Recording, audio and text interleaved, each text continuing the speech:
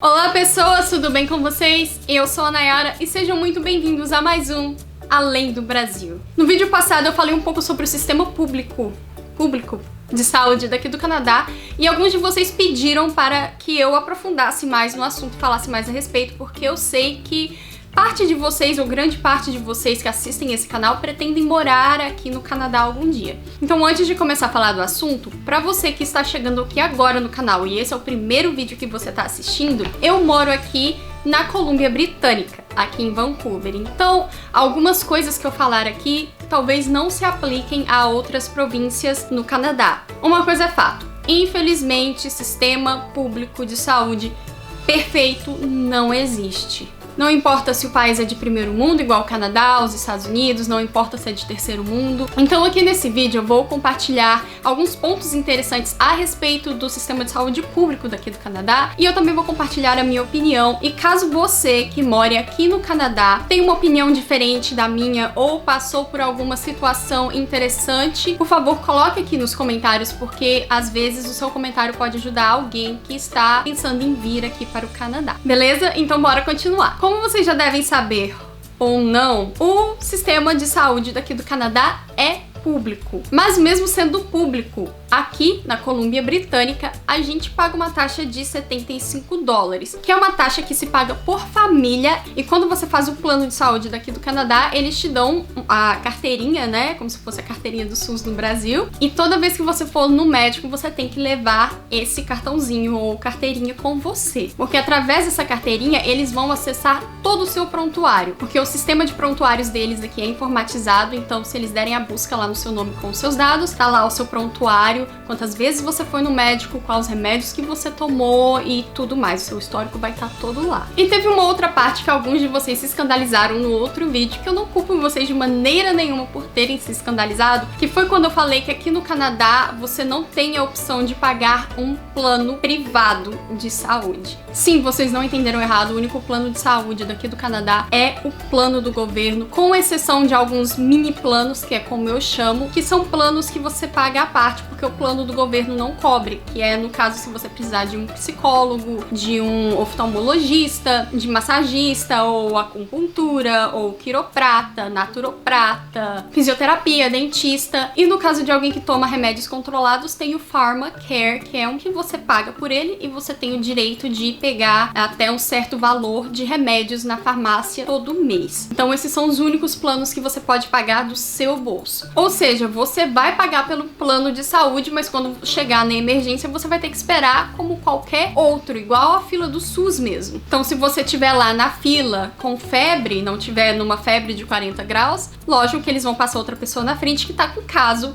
pior do que o seu. Sabe no SUS quando você pede um exame e às vezes te colocam numa fila de espera de meses? Pois é, o mesmo acontece aqui no Canadá. Não importa se você tá bebendo remédio igual bebe água pra poder tirar a dor, não importa o que você tá passando. Você vai ter que ficar na fila de espera como qualquer outra pessoa. Nayara, mas e se eu quiser pagar por uma consulta com o médico e eu quiser pagar pelo exame pra poder agilizar as coisas? Não, você não pode, porque os médicos aqui não atendem particular. E aí é nessa hora que muitos canadenses, não só canadenses, mas outros imigrantes que vivem aqui também, atravessam a fronteira e vão lá para os Estados Unidos para se tratar, porque lá você pode pagar pelo seu tratamento, apesar de ser bem caro. Então, ou Estados Unidos ou México, porque é mais barato tratar lá. Claro que cada caso é um caso, tem pessoas que conseguem seus exames muito rápido, tem outras que não. E um ponto que eu tenho muito a elogiar o plano de saúde daqui é na parte da obstetrícia, porque eles são realmente incríveis. E falando em obstetrícia, aqui no Canadá eles encorajam as mães a terem parto normal, porque eles acreditam que isso seja mais saudável para a mãe e mais saudável para a criança. Não é aquela coisa de chegar e falar assim, olha, eu quero a cesárea. Não é desse jeito. Não se faz muitos partos cesáreos aqui no Canadá, a não ser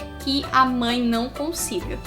Pra mim, quando for a minha vez de ter filhos, eu quero tentar ter normal, porque eu também acredito que que seja mais saudável pra mãe, seja mais saudável pra criança. Mas vamos supor que a mãe tá com muito medo, ela realmente tá muito nervosa e ela não quer ter o parto normal. Então ela vai conversar com os médicos e aí sim eles vão chegar a uma conclusão e ver se a cesárea é realmente necessária. Mas eles te dão todo o apoio, eles tiram todas as suas dúvidas e uma amiga minha ganhou bebê também e a experiência dela foi maravilhosa. Das midwives, as midwives são o que nós chamamos de parteira no Brasil, são elas que realizam os partos aqui, elas são como médicas, elas não fazem cirurgia. A midwife, ela vai segurar na sua mão assim, desde o início da sua gravidez até o final. Mesmo depois do bebê ter nascido, ela ainda vai alguns dias na sua casa pra poder te ajudar, ver se você tem alguma dúvida. Até hoje eu não encontrei mulher nenhuma aqui no Canadá que tenha tido filhos que tenham que reclamar dessa parte do sistema de saúde daqui.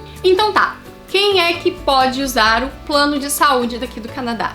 Além dos canadenses, pessoas com vistos de residência têm o direito de usufruir do plano de saúde daqui. Mas e se eu for estudante, eu tô indo aí pro Canadá e eu vou ficar 3 meses estudando aí? Eu posso usar o plano de saúde público? Não, você não pode.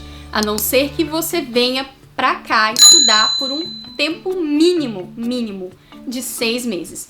Se você for ficar de 6 meses a mais de 6 meses, sim, você pode usar o plano de saúde daqui. Pessoas com vistos de trabalho também podem usar, porém eu não tenho certeza se tem um tempo mínimo também, como no caso dos estudantes, ou se o visto de trabalho em si já te dá o direito para você usar o plano de saúde. Mas e se no caso você for um estudante que vai ficar aqui por menos de 6 meses, ou você é apenas um visitante que está vindo por um curto período de tempo e quer se assegurar de que você vai ter um plano de saúde caso aconteça um incidente, você passe mal ou alguma coisa. Como que faz então? Aí nesse caso você vai ter que pagar por um seguro de saúde internacional, que eu aconselho você fazer isso porque a gente nunca sabe, né? Não que eu tô jogando praga na sua vida, não me entenda mal, por favor. Mas é melhor prevenir do que remediar. E por falar de prevenir e remediar, um dos pontos negativos aqui do sistema público de saúde do Canadá é que eles não fazem prevenções. Essas prevenções que tem aí no Brasil, não tem aqui no Canadá. Ou seja, ele não é preventivo, ele é remediativo. Tem uma amiga minha, inclusive, que ela teve caso de câncer na família. E então no Brasil, todo ano, ela ia no médico para poder fazer exames de endoscopia por causa da gastrite que ela tinha. E também eles sempre faziam a retirada de pólipos do estômago dela para poder estar fazendo exame e ver se era maligno ou benigno. Só que ela se mudou aqui pro Canadá e as dores de estômago dela ficaram piores. E aí ela foi no médico, no caso Family Doctor,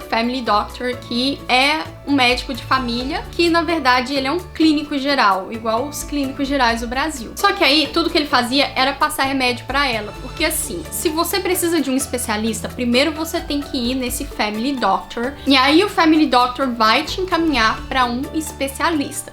Só que, de novo, para você ter uma consulta com um especialista, você é colocado numa fila de espera que o que vai determinar quanto tempo você vai esperar vai ser o seu caso. Só que no caso dela, ela já tava com tanta dor que ela não conseguia estudar, ela não saía de casa mais. E o médico, toda vez que ela ia lá, ele só dobrava a dose do medicamento dela. E aí ela chegou num ponto que ela não saía mais do hospital, porque assim, você não liga pro especialista, o especialista vai ligar pra você. Só que o especialista nunca ligava pra ela, ela continuava indo no hospital pra saber o que estava acontecendo, eles só davam remédio pra ela. Até que chegou um ponto que falaram pra ela assim: seu caso não é grave. Quando você tiver com sangue na urina, você volta aqui. E ela voltou pra casa chorando, né, gente? Lógico, porque como que acontece uma coisa dessa, né? E aí, depois de muito tempo, ela finalmente conseguiu a consulta com o especialista. Aí sim, o especialista encaminhou ela pra fazer uma endoscopia, coloscopia. E no dia lá da endoscopia, ela disse que eles não deram remédio suficiente pra ela, porque no Brasil ela sempre fazia endoscopia e ela nunca teve problema nenhum. Só que aqui no Canadá eles reclamaram que ela se mexeu demais, eles ficaram com medo de estragar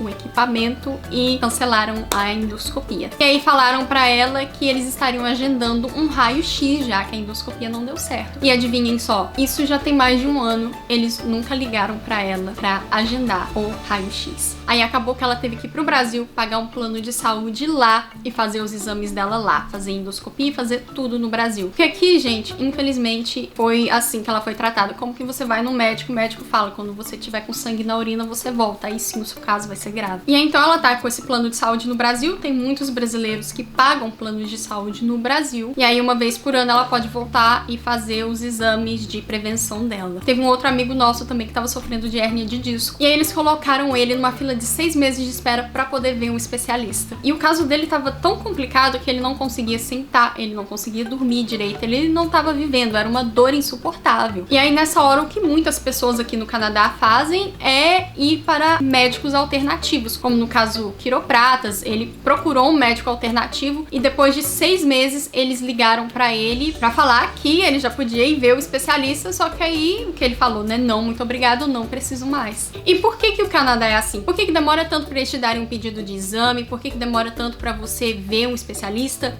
Simples, porque tudo isso custa dinheiro. E o Canadá faz o possível que ele pode para poder não gastar um dinheiro desnecessário com coisas desnecessárias. O sistema é bem anti-hipocondríaco. Então, se você é daquele tipo de pessoa que precisa estar sempre no hospital, deu uma inflamação de garganta, deu uma febre aqui e corre para o hospital, aqui não é para você. Só que esse negócio de quanto tempo vai demorar para você ver um especialista também vai depender muito do seu family doctor. E isso que eu tô falando não é baseado em nenhuma lei, nenhuma regra aqui não, tá bom? Foi o conselho que eu recebi de pessoas e amigos que, né, já tem um pouco mais de experiência com os famosos family doctors. Tipo, se o seu family doctor achar que você não precisa ver um especialista, ele não vai te encaminhar para um especialista. Se o seu family doctor achar que você não precisa de um exame de colesterol, ele não vai te passar um exame de colesterol. Só que tem family doctors que são maravilhosos, né? Que você vai sair lá do consultório dele com uma lista de exames pra fazer, tem outros que não vão te dar a mínima atenção. Então teve uma amiga minha que mudou de family doctor umas 3 vezes. Tipo, ela entrava, sentava lá, ele mal olhava ela, mal fazia perguntas, pronto, a consulta foi essa, você pode ir embora. Ginecologista aqui também não vai muito longe disso. Alguns canadenses até fizeram protestos na frente de hospitais uns anos atrás, reclamando dos lazy doctors, que são médicos preguiçosos, porque realmente tem muito médico aqui que é montado na preguiça. Só que assim, né, gente, cada caso é um caso. Tem gente que adora os gastros daqui, tem gente que adora os ginecologistas daqui. Então tem gente que teve experiências ruins, teve gente que teve experiências boas. Eu também assisti vídeos de outros youtubers que fizeram cirurgias aqui no Canadá, que foram muito bem tratados. A minha experiência foi boa, com um pouquinho de amargo, porque não dá pra ser 100% sempre, né? E eu disse que contaria ela aqui, pois então vamos lá. Só que se você estiver comendo agora, para, porque eu não sei, às vezes você pode ser sensível, né, com o que eu vou falar agora. Eu, pela primeira vez na minha vida, no começo desse ano, sofri um desmaio. E foi uma coisa bem traumática, porque eu não sabia o que estava acontecendo. Primeiramente, eu vou tentar resumir a história. Eu tava dormindo, e aí naquela coisa de, será que eu acordo, será que não, né? Eu tô com fome, mas eu tô com tanta preguiça. E aí eu deitada na cama, e eu sinto o meu nariz escorrendo bastante, né? Quando eu passei a mão assim, tava sangrando. E aí, lógico que eu fiquei preocupada, né? Porque, tipo, gente, a última vez que eu tive sangramento assim pelo nariz foi quando eu tive dengue hemorrágica aos 10 anos de idade. Pulei da cama correndo, mostrei pro meu marido e falei, olha aqui, ó. Ele assustou, né? E falou, não, calma que você vai ficar bem. Eu tô bem, eu tô bem. Só pra deixar claro aqui que eu não tenho sensibilidade nenhuma a sangue. Pra falar a verdade, eu sou até bem bruta nessa parte, não me incomoda nem um pouco. Eu só fiquei preocupada porque eu não sabia o que tava acontecendo. Quando eu cheguei no banheiro pra lavar o meu nariz, o meu marido veio atrás de mim. Na hora que eu abro a torneira, eu perdi os sentidos. Eu acordei no chão, me debatendo no chão, na verdade, que naquele momento foi bem assustador, porque eu achei que eu tava tendo uma convulsão. E não era uma convulsão, é porque o nosso banheiro é bem pequeno, e quando eu desmaiei, eu caí nos braços do meu marido e ele tentou me arrastar pra fora do banheiro. Só que aí, nesse meio tempo, eu comecei a meio que recobrar os sentidos, né? E eu comecei a me debater com ele, tipo, me solta,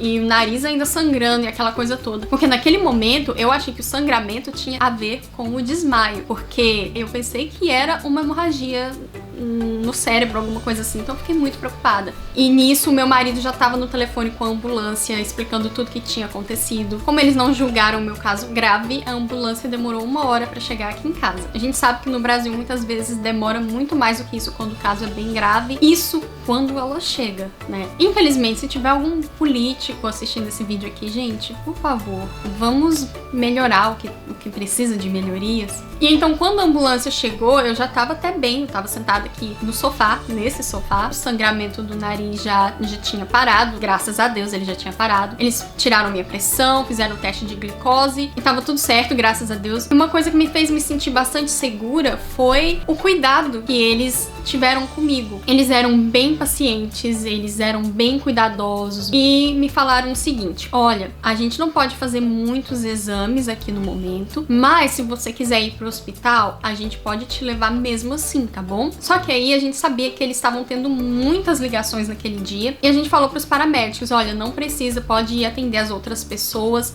a gente vai no nosso carro mesmo, só assim não sobrecarrega vocês. Aí foi até engraçado que um deles falou assim: ah, não preocupa não, a maioria dessas ligações era drogado dando problema em parque. Por isso que a gente demorou tanto chegar aqui. Meu marido falou: não preocupa não, eu liguei pra vocês porque eu fiquei com medo de deixar ela sozinha. O nosso carro tá estacionado bem longe daqui, porque apesar da gente ter a permissão pra estacionar aqui na rua, porque a nossa rua você precisa de uma permissão, nem sempre tem estacionamento, então às vezes a gente tem que estacionar longe, né? Aí ele pediu: se tiver só como vocês ficarem aqui com ela até eu buscar meu carro, aí eu levo ela pro hospital. Aí eles: não, tudo bem e tal. Eles ficaram aqui comigo até o meu marido voltar. Meu marido veio, a gente despediu deles, né? Bem legais eles. Chegamos no hospital, que a infraestrutura daquele hospital me deixou assim de boca aberta. Parecia realmente que eu tava em um hospital particular, de tão bonito que o hospital era. E aí eu passei pela triagem, de cara eles já me deram uma senha, me deixaram esperando. Enquanto eu tava esperando, veio uma moça, anotou o meu nome, mediu a minha temperatura, tirou a minha pressão. E isso tudo foi bem rápido, tá? A triagem, pelo menos comigo, foi bem rápido e olha que o hospital tava bem lotado. Aí logo depois chamaram o meu número, era um enfermeiro, né? Ele perguntou o que tinha acontecido comigo, eu contei. Então ele terminou de preencher lá o prontuário, me colocou pra esperar de novo. Logo alguém me chama pra fazer um eletrocardiograma. Aí logo depois do eletrocardiograma veio outra, me chamou pra poder fazer exames de sangue. Então essa parte foi muito rápida, assim, menos de 1 hora, o que eu considero rápido. Porque eu já passei no SUS no Brasil, eu sei que só a triagem pode levar mais de 3 horas, né? Claro que tem muita gente que tem experiências maravilhosas no SUS também, mas tem outros casos que infelizmente eles terminam bem mal. O que demorou foi a médica vir falar com a gente, porque a gente chegou lá no hospital, eu acho que era lá por volta das 11 horas da manhã. Nós saímos de lá às 6 horas da tarde. Então a gente passou bem umas 7 horas lá no hospital. Aí finalmente lá pelas 5 horas a médica me chamou pra poder falar comigo. Nós entramos em um quarto lá do hospital. Ela era uma doçura de gente. Não só ela, mas todos os outros lá, pelo menos no dia que eu fui pro hospital, eles eram uma doçura assim de pessoas. Eles te tratavam super bem. Eu nunca fui tratada desse jeito no Brasil. Talvez pelas circunstâncias precárias que eles são obrigados a trabalhar no Brasil, talvez seja esse o motivo de muitos profissionais da saúde trabalharem de mau humor, né? Ela foi lá, pegou os resultados dos meus exames, graças a Deus realmente estava tudo bem. E aí ela me explicou que o sangramento é porque aqui em Vancouver realmente o clima é muito seco. Por causa do clima seco era muito comum as pessoas terem sangramentos pelo nariz. E aí já o caso do desmaio pode ter sido pelo fato de eu ter me levantado muito rápido da cama, né? E eu tava com fome, eu não tinha comido nada. E a pressão abaixou, que causou o desmaio, porque além de levantar rápido, eu ainda corri até o banheiro. A minha experiência foi boa, apesar de ter esperado tanto assim pra pegar o resultado do exame. A minha opinião final é que eu não concordo que o governo monopolize tanto assim tudo. Eu gostaria que as pessoas tivessem a opção de pagar um plano de saúde privado se elas quisessem, né? Mesmo sabendo que talvez eu não pagaria, porque eu sei que seria caro, mas no caso de uma emergência, talvez pagar por uma consulta se necessário, né? Igual no Brasil mesmo. E aí, o que você achou de tudo isso que eu falei? Escreve a sua opinião pra mim aqui nos comentários. Se você tiver alguma dúvida também, por favor, compartilhe. As suas experiências, compartilhe aqui também, porque eu creio que vai ajudar outras pessoas que estão pensando em vir aqui pro Canadá. Pois então, o vídeo foi esse. Espero que vocês tenham gostado. Não se esqueçam de dar o joinha aqui, de se inscrever no canal caso ainda não seja inscrito. Muito obrigada por assistir. Beijão no coração. Fiquem todos com Deus e até a próxima. Tchau!